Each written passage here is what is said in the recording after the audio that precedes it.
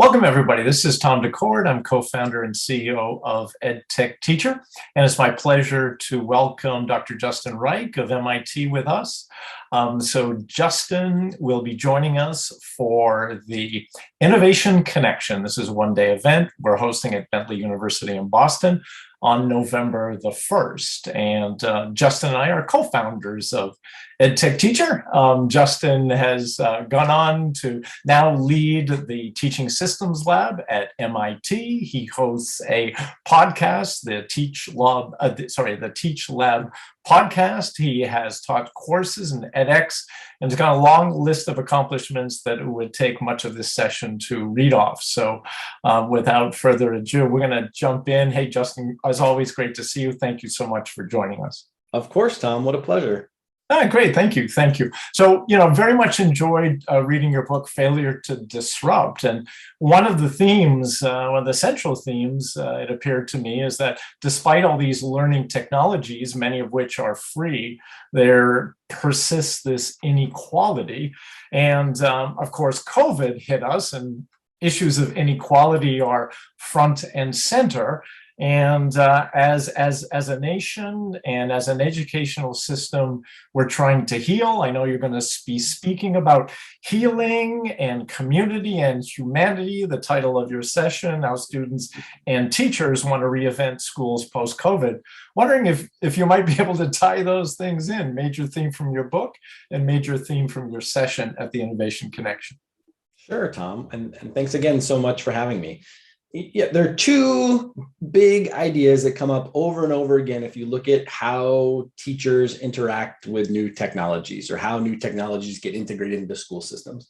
The first is that when teachers get access to new technology, they use it to extend existing practices. They do it to keep doing the kinds of things they were doing before. It actually takes a long time and a lot of support and professional learning, the kind of stuff that EdTech Teacher does, to help teachers go from using technology to digitizing existing practices to doing really new kinds of things. The second big thing you see over and over again if you study the history of education technology is that new technologies disproportionately benefit the people with the financial, social, technical capital to take advantage of new innovations. So typically new educational innovations don't help everyone equally. Even if they're free, they help the folks who have the most resources to take advantage of them. This has been one of the most painful and challenging features of our society for educators to encounter during the pandemic. I mean, so many teachers go into teaching because they care deeply about opportunity. They care deeply about equality.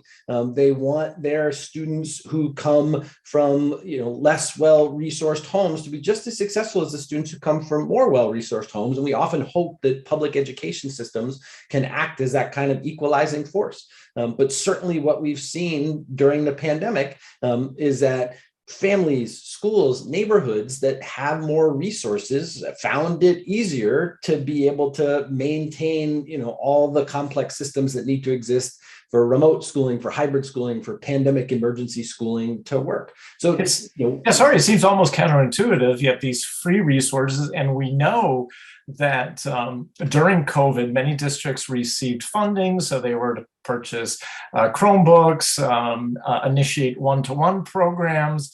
And yet, so what's at the core of this inequality, despite some equity in the resources that might be available?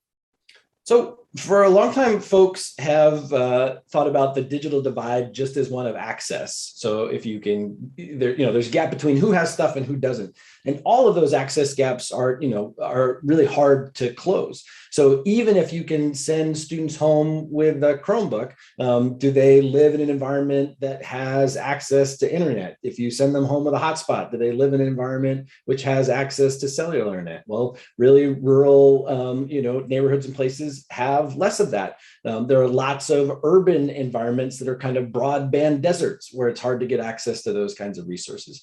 How do you keep technology safe? How do you keep it updated? How do you make sure that the devices that you send home are used by the people who it's intended to be used by, as opposed to siblings and cousins and things like that?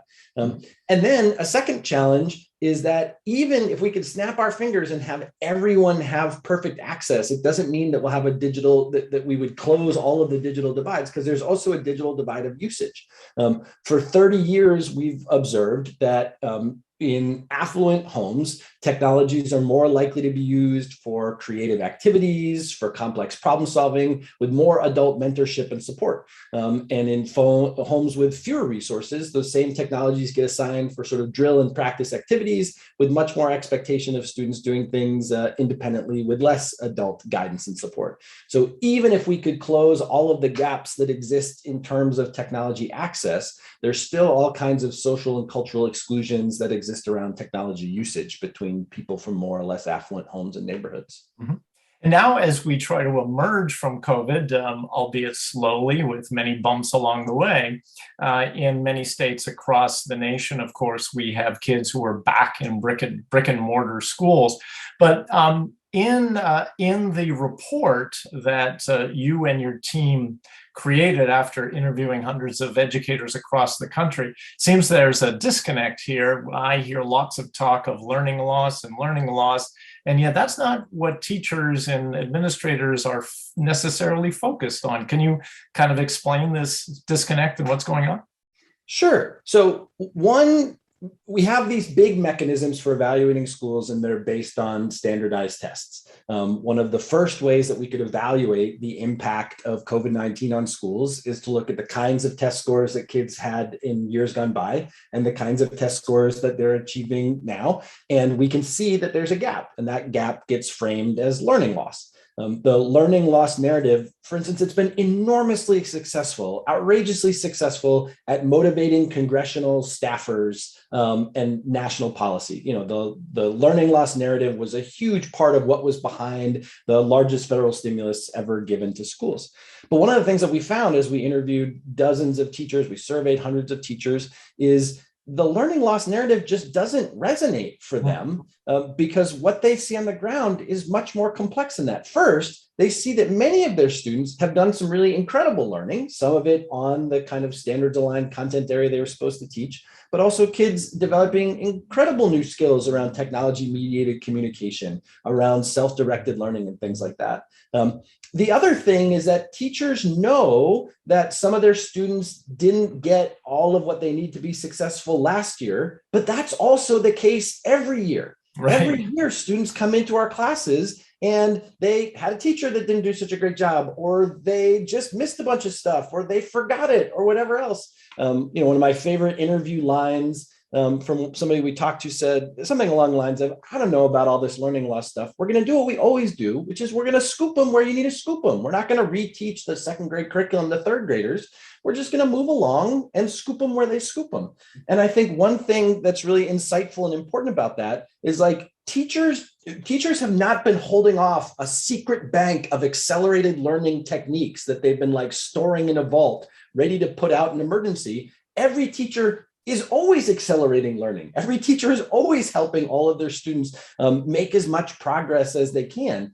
And so, it's not clear what kinds of sort of exogenous, like stuff that we could bring from outside of the system that would accelerate things inside the system. So part of what we're trying to wrestle with is this disconnect between, a bunch of national policymakers who say like learning loss is the way to understand this, with a bunch of teachers who say, what learning loss doesn't, that idea doesn't make sense to me. My students are not learning losers. They're kids. They've been through trauma, like all of us. They've been through hard times, but they've done amazing things and amazing learning. And I want to be able to build forward from that and not just think about, my students as deficits with sort of holes to be filled and things like that. How would you categorize the uses of technology? Of course, and many educators were kind of forced into a remote learning environment or a hybrid learning environment. How would you characterize their usage, and what might be some of your recommendations going forward? Part of the challenge of thinking about that, Tom, is it's so local. So if you wanted to say something in very broad brushstrokes, what we saw over the last year, which is kind of a paradox, is that through extraordinary efforts, teachers use technology to recreate as closely as possible the in-person schooling system. They basically took learning management systems, they took video conferencing, using those two tools and a few other things, they sort of recreated school as closely as possible. And even in some cases, like, you just can't do second grade over Zoom. The things we do in second grade just don't lend themselves to 6 hours of Zoom instruction and things like that. Also, in some places where there are lots of resources and lots of support, where there's lots of resources to devote to home supervision and things like that, for some folks, hybrid learning sort of went okay. Some of what we got in our survey responses, you would see these clusters of like, well, some things were hard and some things were better, and then you see some clusters of like, this was a disaster and we should never ever do it again. And I think part of those disasters are, places in rural communities, places in urban communities, places in broadband deserts, where if you didn't have good technology access consistently across most homes, it didn't work, regardless of what it was that you were trying. So teachers actually have lots of different responses they've proposed. Some folks have said, hey, there's some really great things that we did with technology last year, and I want to keep figuring out how to bring them into the classroom. I don't know how many teachers I've talked to who've said, man, that thing that I used to spend a week in my class practicing having students, uploading a photo to a Google slide or something like that, it's just instant now. It doesn't take any time at all. We're racing through that stuff.